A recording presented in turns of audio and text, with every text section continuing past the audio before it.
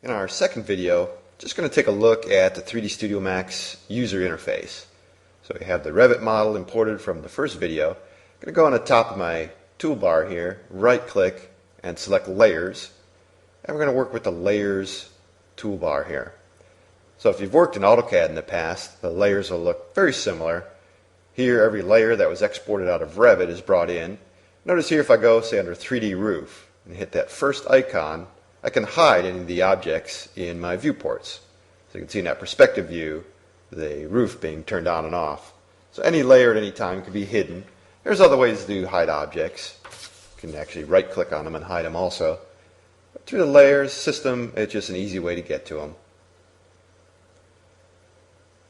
Notice here too, if I click on say the trees here in my perspective view, if I click on the tree and then go up to that layer toolbar again, and I'm going to click on the last button here, Set Current Layer to Selections Layer.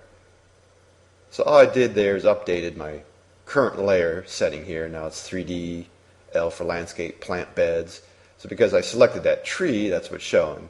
And I'm going to hide that tree. The Revit trees don't render very well in Max, so it's a good idea to hide those, and later we're going to add our own tree. Now I'm going to go under the Layer Manager. And here you see under each layer, when I hit the plus sign, I can see all the different objects that are inside that layer. So there's a lot of windows from Revit that were brought in, each one labeled individually.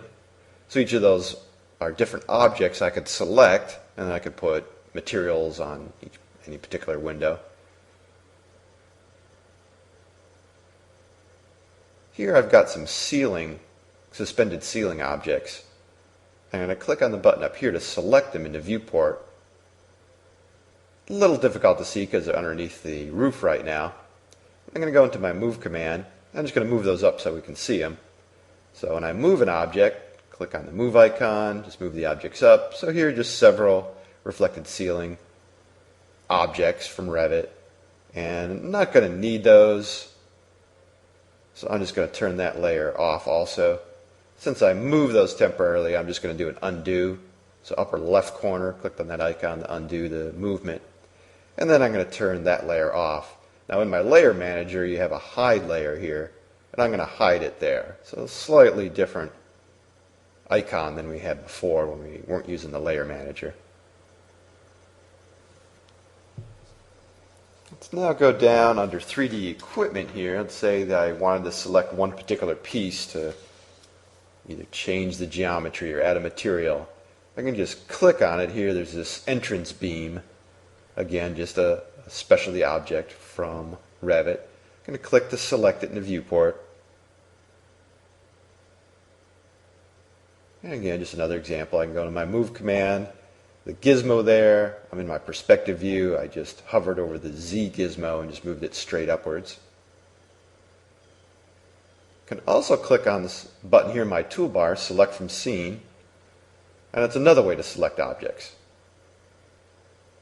So here you can see a list of all the different objects that were imported from Revit, our doors, windows. Let's say I wanted to work with the garage door. Now this garage door from Revit has several different components to it, but by clicking on the parent, or that first garage door listing there, that's going to group all the objects together.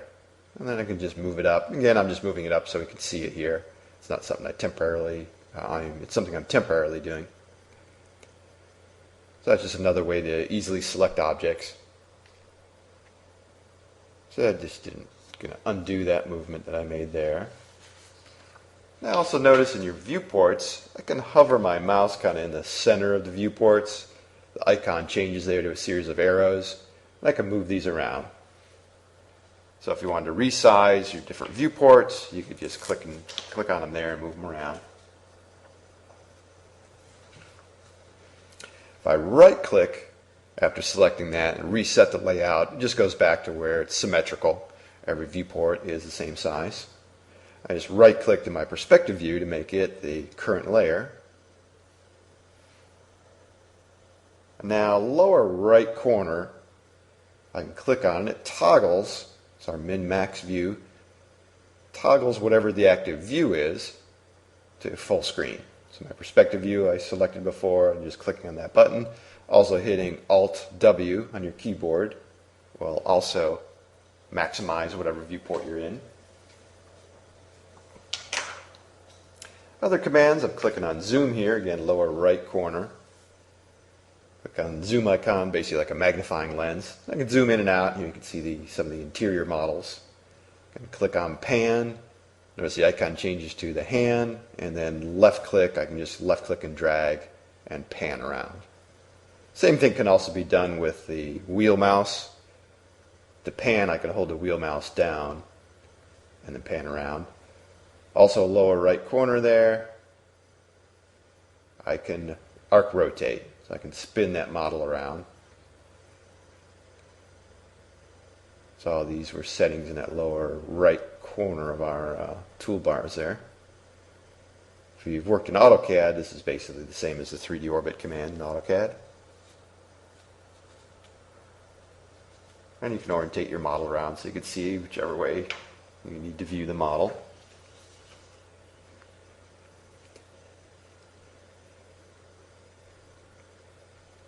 Now I'm going to go under the Views toolbar here, and I'm going to save the active perspective view.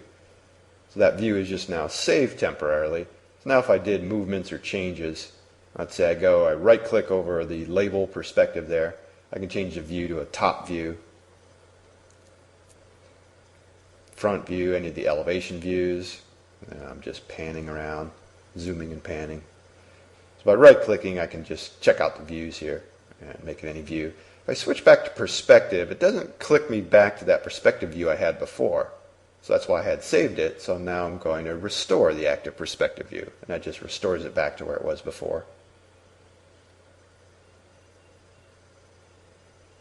Other settings, if I right click again over that perspective label, we're in smooth and highlights now. If I click on wireframe, it changes my view to wireframe, which is what the default setting was on the other views. Click that back to smooth and highlights.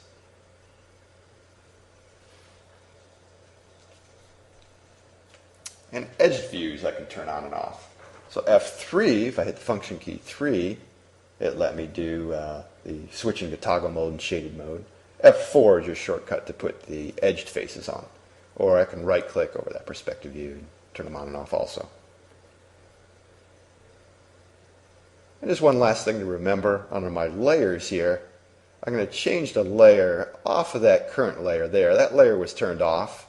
So if I had added objects, they would not have shown on the screen. So it's just a good habit. I went back and changed that to the 0 default layer. Now if I'm working with objects, typically you're going to add a layer and then add an object, but just a good habit to get into to switch off of a layer that's turned off. And that'll do it for this video.